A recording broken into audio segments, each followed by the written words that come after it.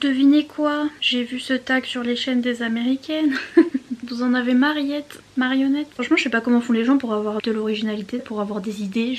Moi, mon petit cerveau, mes deux petits neurones là qui flottent dans le vide sont déjà très occupés comme ça à réfléchir au sens de la vie. Je peux pas non plus inventer des concepts booktube et non plus. Donc...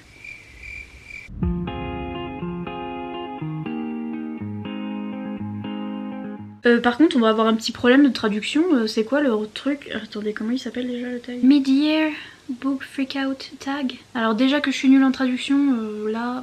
Ouh, hey, mes cheveux, oui. Regardez mes cheveux. Mes yeux, ils sont rouges, les gars. J'ai mis du make-up aujourd'hui, ils étaient là. Non! Si j'ai encore l'air d'avoir pris des substances illicites, je vous rassure toujours pas, hein, malheureusement. Donc, je suis zinzin naturellement, mais j'ai les yeux... défoncé, aïe.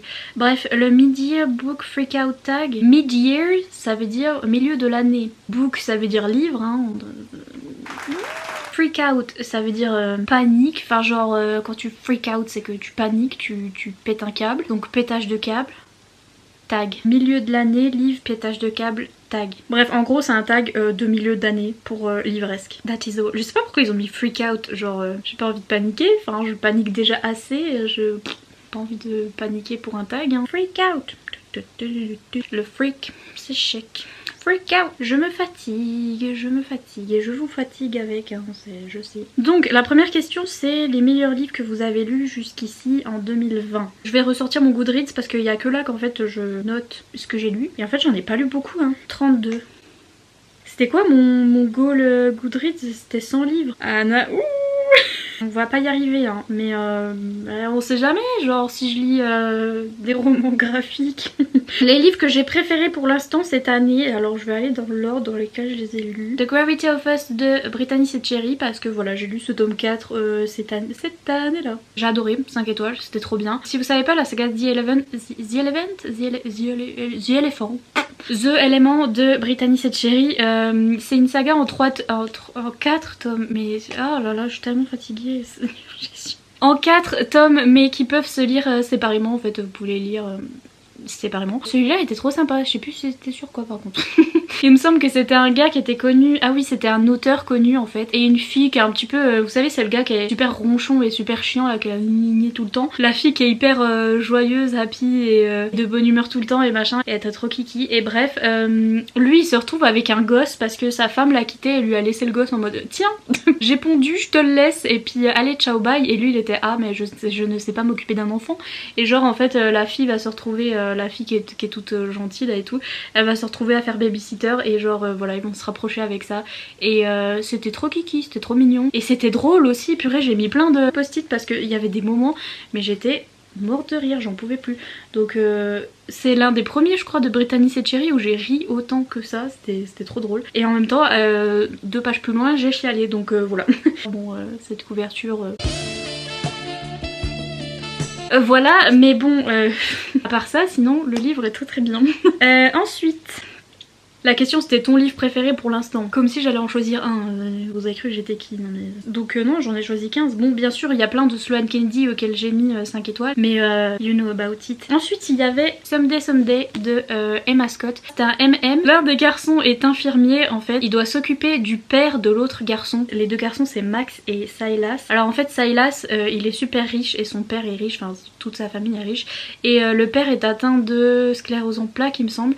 Et donc ils ont engagé Max comme infirmier pour s'occuper du père. Donc c'est comme ça qu'il va rencontrer Silas. Et Silas en fait il est l'héritier hein, de l'argent de ses parents etc. Enfin surtout de son père. Et donc il doit hériter de la société du père et il veut absolument pas faire ça. Et puis aussi il a un passé compliqué Silas parce que son père est clairement très homophobe en fait. Il a subi des trucs, je vais pas trop vous spoiler, mais il a subi des trucs assez violents, assez graves vis-à-vis de l'homophobie de son père. Et donc voilà, il est assez écorché Silas. Et Max aussi, il a subi des choses parce que ses parents l'ont rejeté aussi à cause de son homosexualité et l'ont mis à la rue. Après il s'en est sorti, il est devenu infirmier et tout ça, mais il a passé la plupart de son adolescence à la rue etc. Donc les deux ont une histoire assez compliquée. Les deux vont se rentrer dedans et au début ils vont pas pouvoir se saquer. Alors, on adore Enemies to Lovers hein, toujours. C'était beau et c'était romantique et c'était... En même temps il y avait des sujets assez compliqués donc ça faisait un petit peu pleurer aussi et ouais j'ai adoré, 5 étoiles. Yes. Ensuite il y avait Le poids des sentiments dont je vous ai parlé dans une vidéo dédiée, je vous mettrai... je sais jamais où c'est, voilà, on sait tous pas, hein. On sait pas parce qu'après c'est à l'envers en fait donc... Le poids des sentiments de Henner Walker, c'est un livre sur un homme qui a la trentaine et qui est en surpoids et qui s'est fait larguer par son mec parce que son mec lui a dit ouais t'es trop gros et tout, et genre lui il est là ok, et il va aller à une salle de sport pour se reprendre en main, il veut retrouver son ex etc, il se dit bon bah je dois maigrir pour le retrouver etc, et en fait à la salle de sport il va rencontrer le dieu du stade, un mec super baraqué, super beau qui va être intéressé par lui, le mec en surpoids il va être là mais what the fuck. Et genre ça va être leur petite romance et tout, et c'était trop drôle, c'était le truc le plus drôle que j'ai jamais lu, j'étais explosée de rire toutes les 5 minutes. Le personnage principal donc Henry qui est en surpoids, il est trop drôle, la romance était trop mignonne et tout, donc voilà, je vous le recommande encore et toujours. Et puis récemment j'ai eu un coup de cœur pour Wolf Song de T.J. Klune. C'est le Twilight MM un peu, sauf que en mieux parce que Twilight c'est nul. C'est une romance sur des loups-garous en fait. Et ouais, enfin, en fait c'est le seul rapport avec Twilight. Enfin en fait ça me faisait penser à Twilight aussi au niveau de la famille. Parce que c'est un peu le garçon qui découvre les quelaines, vous voyez ce que je veux dire. C'est genre un garçon en fait qui s'appelle Ox, qui est un petit peu spécial. En fait son père lui dit toujours ouais t'es lent, t'es bête, etc. En fait son père va l'abandonner quand il est petit. Ce petit garçon Ox, il habite dans une maison tout seul avec sa maman, et en fait à côté d'eux, enfin ils sont un petit peu paumés je sais pas où là dans les champs là, et tout ce qu'il y a autour d'eux c'est une autre maison plus loin qui a jamais été habitée, et en fait tout à coup il y a des gens, les quelaines qui vont arriver dans cette maison et il va être là c'est qui. Il y a un petit garçon en particulier qui va être complètement obsédé par lui, et genre le petit garçon s'appelle Joe. Joe va intégrer Ox dans sa famille et tout, il va le traîner avec lui, il va dire viens voir ma famille et tout ça, et en fait voilà petit à petit Ox va se rendre compte que ce sont des loups-garous, et il va y avoir du drama parce que on n'est jamais des loups-garous sans avoir du drama en fait.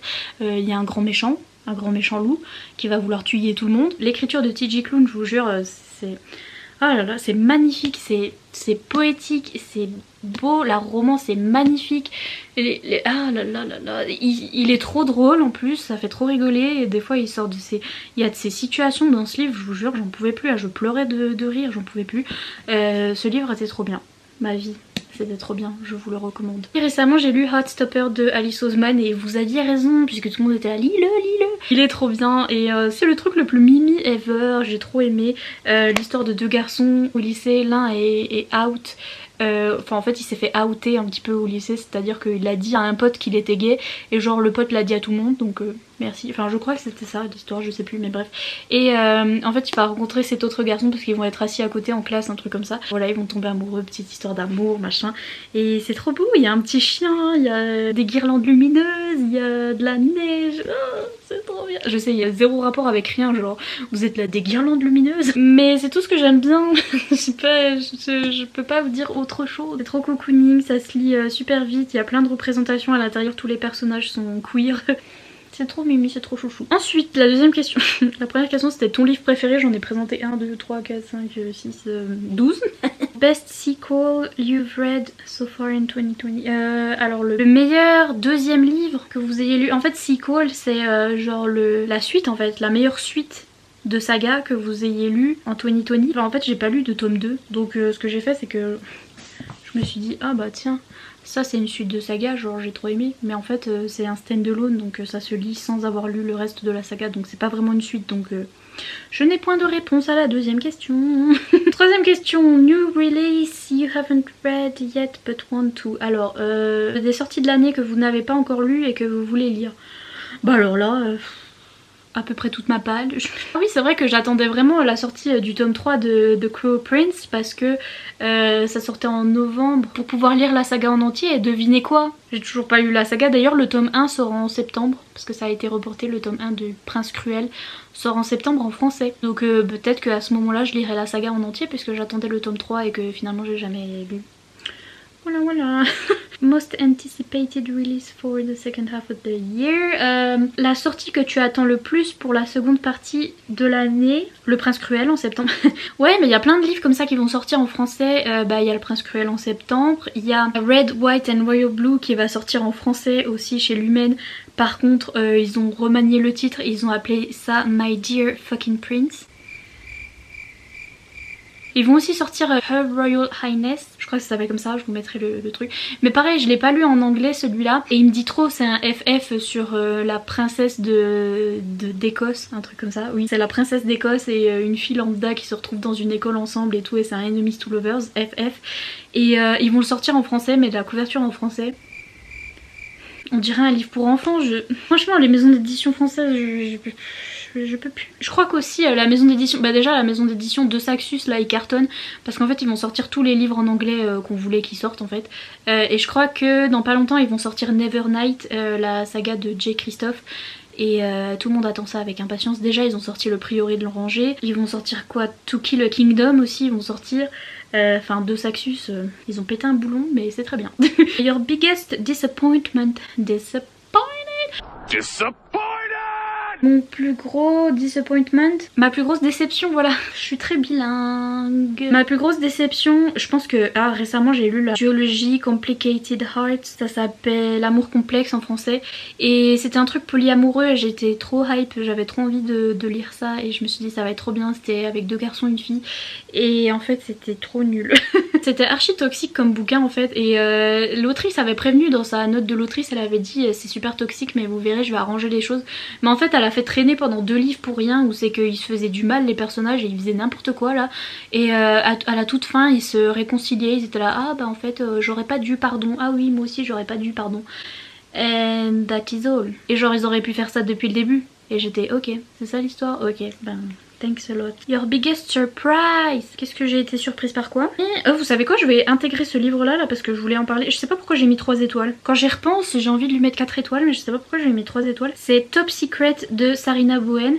C'est un MM et en fait c'était un truc comme quoi il y avait un mec qui avait une copine et pour son anniversaire la copine elle veut faire un threesome, donc elle veut se taper en gros son gars et un autre gars. Genre le gars il est là. Ok, si tu veux ça pour ton anniv. Et elle lui dit bah alors tu fais en sorte pour aller sur un groupe de rencontres et me trouver un gars et nous trouver un gars en fait. Et il fait ok et genre il va rencontrer un autre gars sur un site de rencontre et en fait c'est un autre gars de la même faculté, enfin ils sont à la fac en fait. Et vous l'aurez compris, les 2 gars vont finir ensemble et la fille bye bye. Et en fait je sais pas, je m'attendais pas à aimer autant en fait, c'était mignon. C'était olé olé et tout et c'était mignon en même temps. Franchement je sais pas pourquoi j'ai mis 3 étoiles. Il y a dû y avoir un truc qui m'a énervé, je me rappelle plus quoi. Mais quand j'y repense je me dis ah c'était bien. Favorite new author.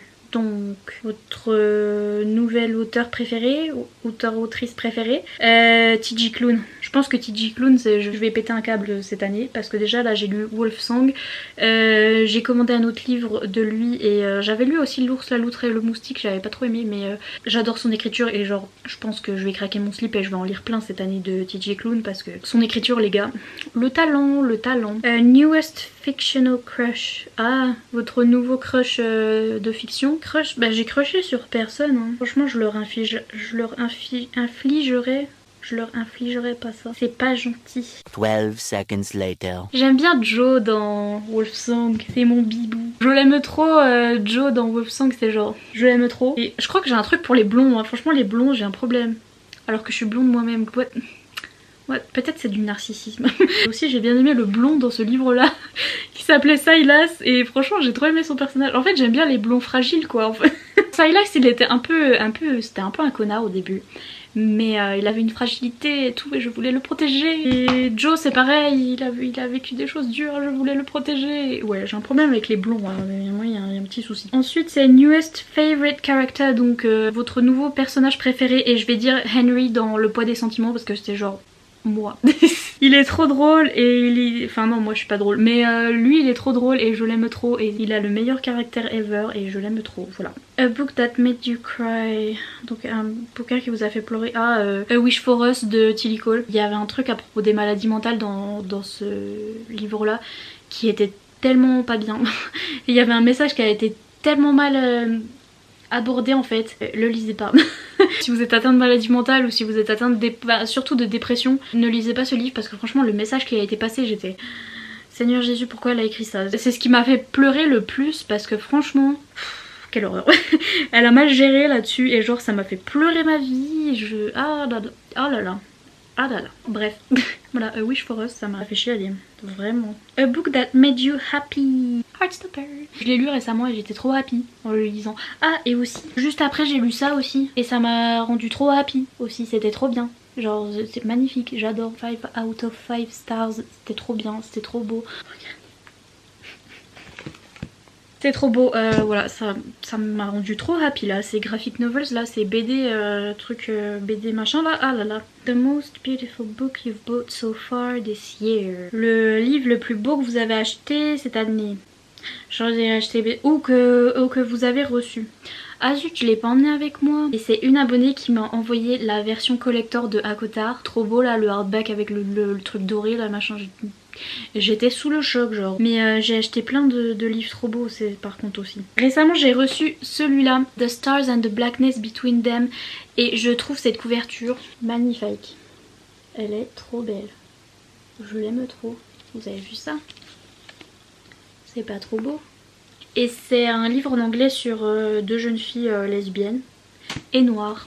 Et donc on adore la représentation. Et je sais pas pourquoi j'en ai pas entendu parler plus tôt. Encore une fois, j'en ai entendu parler que ces dernières semaines. Et c'est grave parce qu'il a l'air génial. Merci beaucoup, j'ai trop hâte de le lire. J'ai reçu plein d'autres livres trop magnifiques. De toute façon j'achète que pour ça. Donc What books do you need to read by the end of the year? Quel livre dois-tu lire d'ici la fin de l'année? Ma palle tout entière. Voilà, j'ai répondu à la question. Ouais, il y a la saga de Cruel Prince, il y a ce livre là que je viens de vous montrer, il y a plein de livres que j'ai... La suite de Heartstopper, Le Prieuré de l'Oranger... Plus j'y pense, plus il y en a, plus je pleure. Vais-je les lire? Sûrement pas, mais voilà. Hein, on est motivé, on a lu 31 livres sur 100.